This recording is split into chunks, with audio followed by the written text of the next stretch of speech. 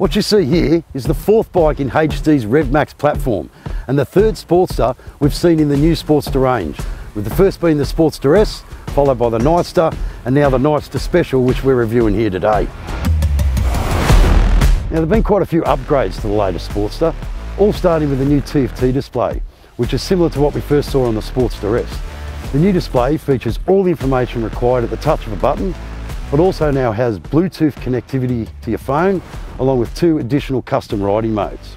Now, the bars are also on taller 5-inch risers, which brings them up 2 inches and back towards the rider by an inch.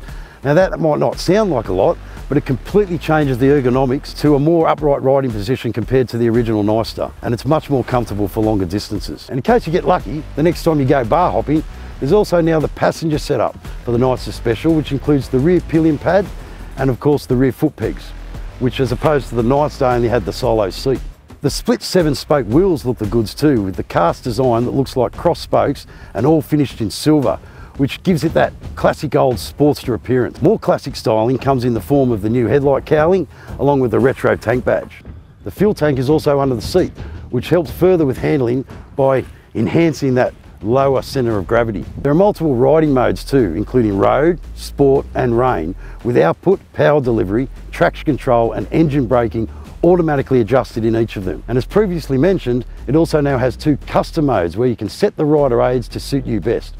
I left it in sport for the few days, which obviously has the least intervention from all the rider aids, but I did notice the throttle mapped to be a little bit aggressive, especially in traffic. But after setting up one of the custom modes with a few changes to suit myself, I've left it in that the last week, and it's a much better, as I said, it suits your style of riding. Now, more handy additions come in the form of the tyre pressure monitoring system, and of course it now comes with cruise control. Now, the Revolution engine, which is used as a stress member in the new steel trellis frame, is a sleeved down version of the 1252cc motor in the Sportster S. The liquid cooled Revolution Max T power plant is a peach, pumping about 90 horsepower out and 70 foot-pounds of torque at 5,000 RPM in a package that tips the scales at just 218 kilos. So it really is a nimble and sporty motorcycle to ride.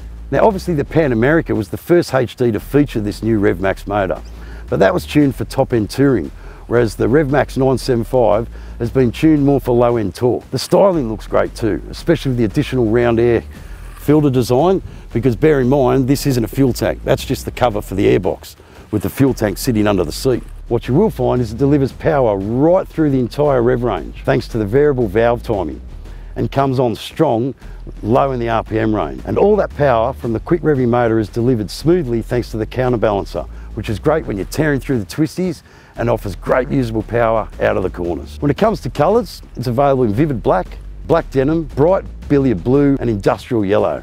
And judging by the early success of the Nightster here in Australia last year, I'm sure the Nightster Special will be just as popular.